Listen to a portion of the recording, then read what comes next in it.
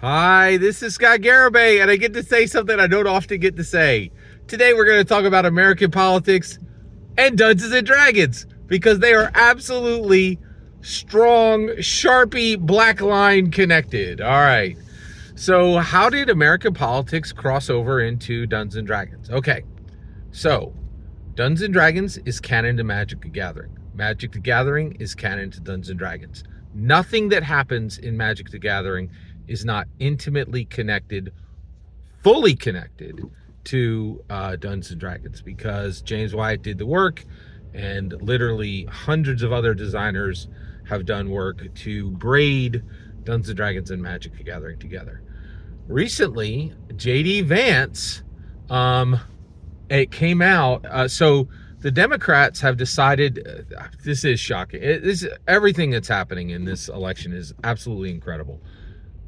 Did you guys know that Democrats are against weird? If you're a Democrat, you can't be weird, right? Pretty amazing. I've thought for a long time that they championed a lot of stuff that was really weird. In fact, I really thought like weird was literally their entire brand, right? But suddenly, Donald Trump and JD Vance are weird, and that's bad. Like, that's mockable. Anybody who's weird should be mocked and ridiculed.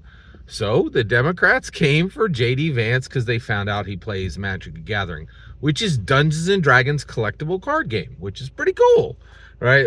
It's cool that Magic the Gathering and Dungeons and Dragons are canon to each other, and that everything that happens on Magic the Gathering is connected to very intimately, very tightly braided to Dungeons and Dragons, right?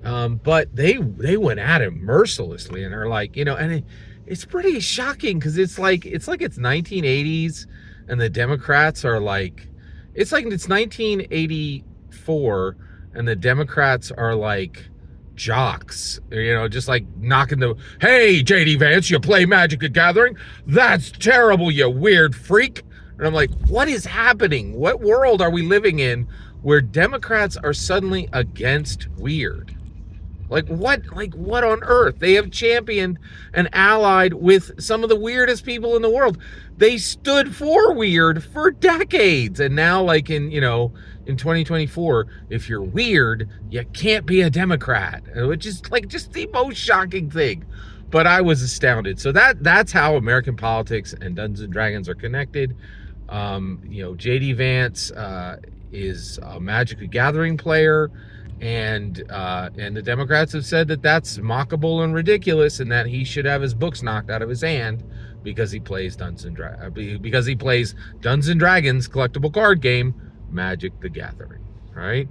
And so it's pretty astounding, and also pretty sad. And I also want to say, I'm weird, and so and it's and it is strange for me, because I really liked Andrew Yang, and he's my favorite Democrat of all times, and I thought a lot of his people were weird. I like weird, and if you're a Democrat, I really despise that you don't like weird people.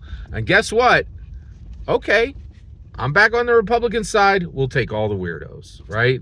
If you're weird, come join the Republicans. We stand for weird, right? Whether that weird is you playing Dungeons and Dragons or you playing Magic the Gathering, hey, and also maybe you're in part of a group that people said were weird for centuries or decades, and now the Democrats are like, hey, if you're weird, you can't be here.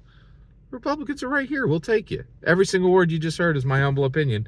The important part is when I get to hear your humble opinion. When you get in the comments and send your traffic. Please consider liking and subscribing, and have a fetch millennium.